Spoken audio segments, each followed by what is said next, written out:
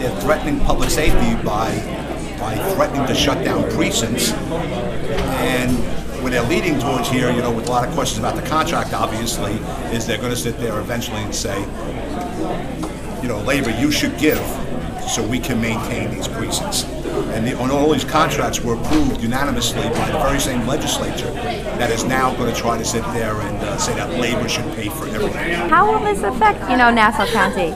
It'll have a negative impact. Once you have less of anything, you get less service. And by having less precincts, you have less people to service the public out here. While Mangano continues to ask for funding to do artificial turf, with all the ball fields, to upgrade the cabanas down in Nickerson Beach, and continue to hire patronage jobs like Al D'Amato's daughter here in Nassau County, and increase the Board of Election budget by 22%, he's slashing public safety. And public safety is the number one goal and concern of a government. That's their priority, is to provide the people of the county a safe place to live. And by doing these cutbacks, he's compromising that. So do you think there's any validity in saying that you will still get the same security when there's 8 precincts compared to 6? No, you can't. You know what I mean? 6 don't deliver the same services as 8 does. If anything, and we're not saying that they should do this, but if anything, they should be talking about maybe adding another precinct to take the workload off of some of the other precincts.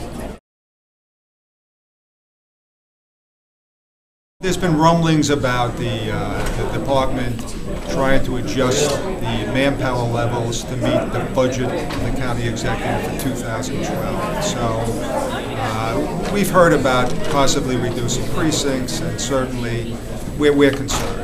The way that we're set up right now seems to respond well to these spikes in crime. So again, there's always going to be certain incidents that require immediate police action. With 8 precincts, we seem to work well at responding to it. And again, if crime is down, why change? You change when crime is up, and you look at the way you're doing something, you decide we're doing something wrong. So our position is we're doing something right. Let's keep doing it. Okay, and how effective do you think this is going to be? Do you feel like you're being heard? Well, we believe that the residents are going to be heard by this. So years ago, we had over 3,000 police. Then during the Swazi administration, we got down to 2,750. And all these legislators were battling to keep it at 2,750.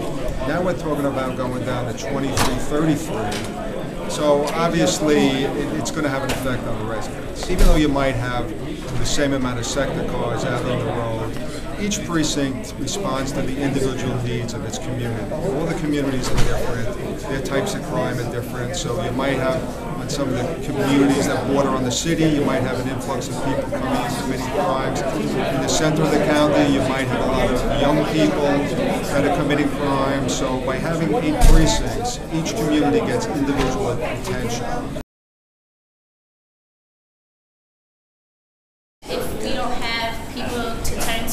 We won't know what to do, and if people don't feel threatened by, the detectives, if they're not going to be threatened by detectives and get in trouble for what they're doing, then they're just going to keep doing it, and it's just going to keep getting worse, and a lot of people are going to be affected by it.